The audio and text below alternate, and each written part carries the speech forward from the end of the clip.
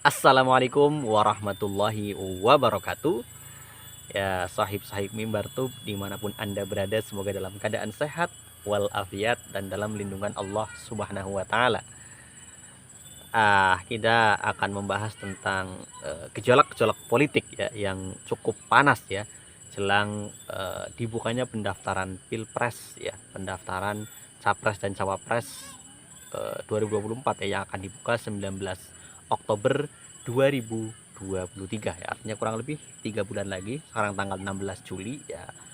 3 bulan lagi lah waktu yang cukup lah ya. Makanya sampai sekarang para capres yang sudah terbentuk belum mengumumkan siapa cawapresnya.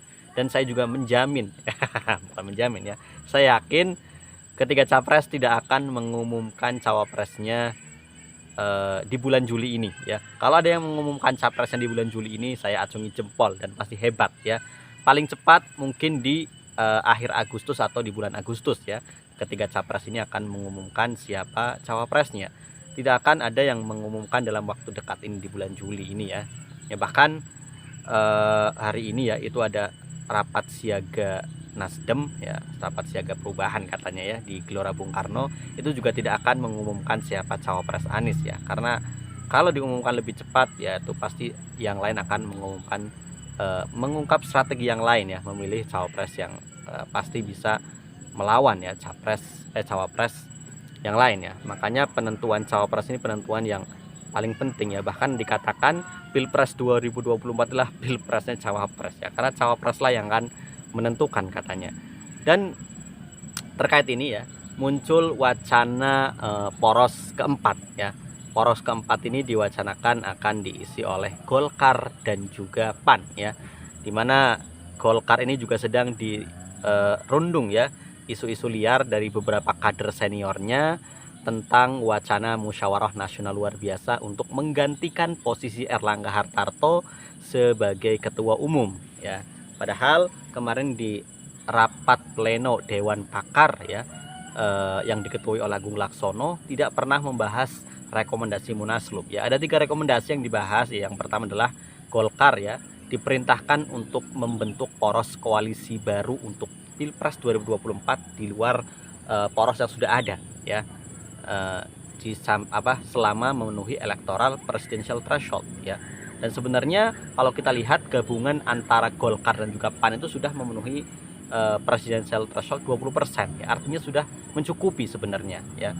Kemudian rekomendasi yang kedua adalah memerintahkan Erlangga Hartarto sebagai mandatori capres dari Golkar untuk ya, jika kemudian koalisi sudah terbentuk, untuk memilih cawapresnya dan harus diumumkan maksimal di Agustus 2023 ya, akhir Agustus 2023. Dan yang terakhir adalah memerintahkan seluruh kader Golkar untuk membuat acara Erlangga Hartarto menyapa rakyat Indonesia ya. Jadi sebenarnya 3 rekomendasi itu ya, tapi memang komentar-komentar tentang musyawarah nasional luar biasa ini dihembuskan oleh kader-kader senior ya, termasuk juga ada anggota Dewan Pakar Golkar ya, Ridwan Hisyam, kemudian ada juga Yoris Rawerai, termasuk juga ada Lawrence Tepe Siburian dan juga Zainal Bintang. Ini kan kader-kader ya senior, kader sepuh yang kemudian mengatakan bahwa Erlangga Hartarto ini sudah gagal dalam menjalankan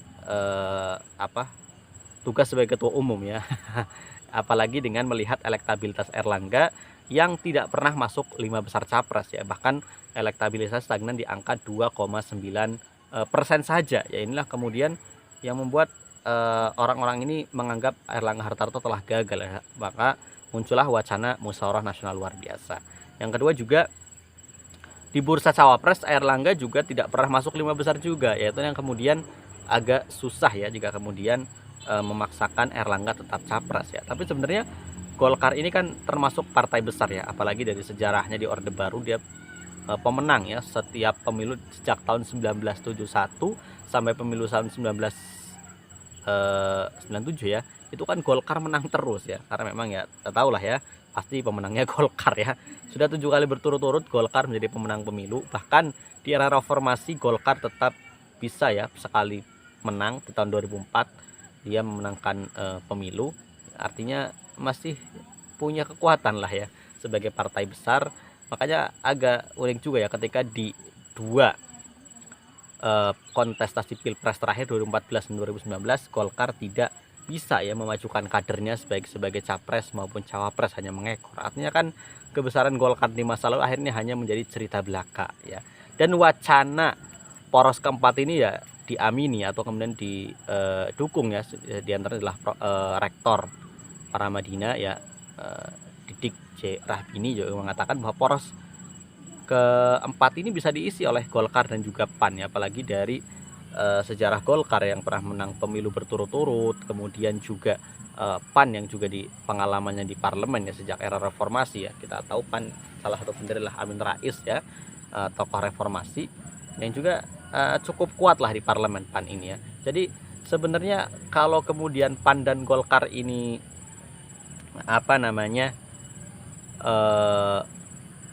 berkoalisi ya, dan kemudian mengajukan capres dan cawapresnya sendiri ya, itu ada keuntungan elektoral tersendiri ya. Tapi kita lihat ya, apakah Golkar dan PAN ini berani ya membentuk poros baru di luar poros yang sudah ada ya, sepertinya agak susah juga ya. Tinggal menunggu keberanian dari Zulkifli Hasan dan juga Erlangga Hartarto ya, apakah mereka berani membentuk poros tersendiri atau akhirnya mereka bergabung ke koalisinya Prabowo atau ke koalisinya Ganjar Pranowo ya. Jadi pilihan bagi keduanya tinggal itu saja ya. Kayaknya untuk bergabung ke koalisi Perubahan untuk Persatuan yang mendukung Anies Baswedan agak susah rupanya. Dan itulah ya wacana tentang poros keempat, dan kita lihat di akhir Agustus ini apakah, atau di akhir bulan Juli ini, apakah poros keempat ini akan terbentuk. Jika poros keempat ini terbentuk ya lengkap ya, sudah ada 4 capres yang didukung ya, bakal calon presiden ya. Karena sebelum pendaftaran ke KPU semuanya masih bakal calon presiden ya, walaupun sudah didukung oleh partai dan memenuhi presidential threshold 20%, tapi selama belum didaftarkan ke KPU itu semua masih bakal calon ya.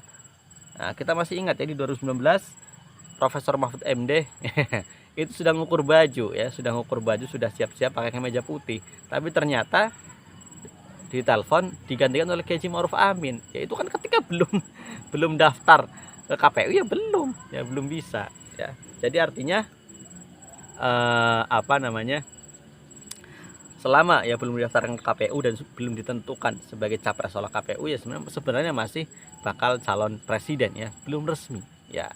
Tapi kalau sudah mendapatkan dukungan partai itu ya memang artinya sudah kuat lah ya, dibandingkan nama-nama lain ya yang masih ya, termasuk Erlangga Hartarto dukung Golkar ya, tapi dia belum mengamankan tiket presidensial threshold 20% ya. Artinya ya kalau Golkar sendirian nggak bisa ya, harus ada partai lain yang bisa untuk memenuhi presidensial threshold 20% ya. Adapun nanti Erlangga nanti didukung oleh partai-partai non parlemen itu juga nggak ada gunanya juga ya, karena yang berguna itu partai-partai yang punya kursi di parlemen ya.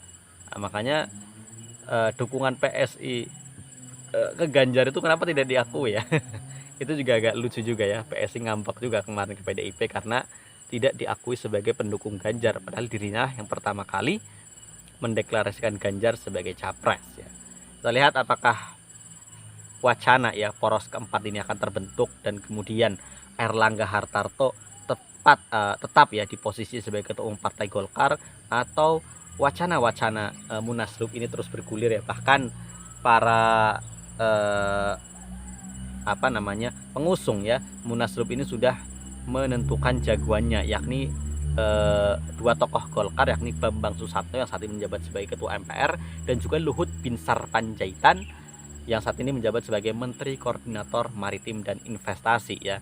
Sedangkan Erlangga Hartarto sendiri juga sudah menanggapi tentang wacana Munaslup ini ya, dengan mengatakan jika berminat menjadi ketua umum Golkar maka silahkan maju di Munas Golkar tahun 2024, artinya setelah pemilu berlangsung ya. Kita lihat apakah ya Golkar ya kali ini tetap solid di bawah kepemimpinan Erlangga Hartarto, atau sama ya kemudian sama seperti tahun 2014 ketika terjadi Munaslup yang kemudian menghasilkan dualisme kepemimpinan Golkar antara Abu Rizal Bakri dengan Agung Laksono ya. Akhirnya pada waktu itu diselesaikan dengan jalan islah lewat mahkamah partai yang waktu itu ya tokohnya Akbar Tanjung ya. Dan kemudian juga dualisme ya, perebutan kepemimpinan pasca Setia Novanto waktu itu dijadikan sebagai tersangka ya, waktu itu menjabat ketua DPR dan juga akhirnya lengser juga dari jabatan ketua umum Golkar akibat ditetapkan tersangka dalam kasus korupsi EKTP ya.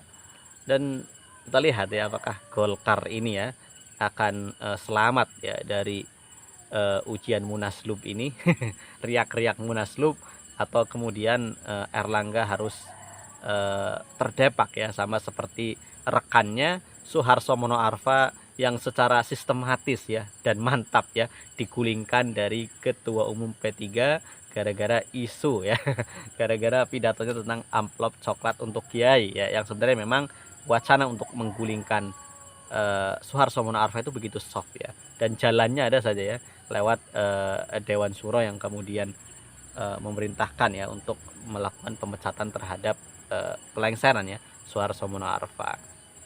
Itu saja kita lihat tentang wacana poros keempat ini, apakah berhasil atau hanya akan jadi wacana saja dan akhirnya Golkar berlabuh ya baik ke Ganjar Pranowo maupun ke Prabowo Subianto ya, dengan syarat Erlangga Hartarto sebagai cawapresnya.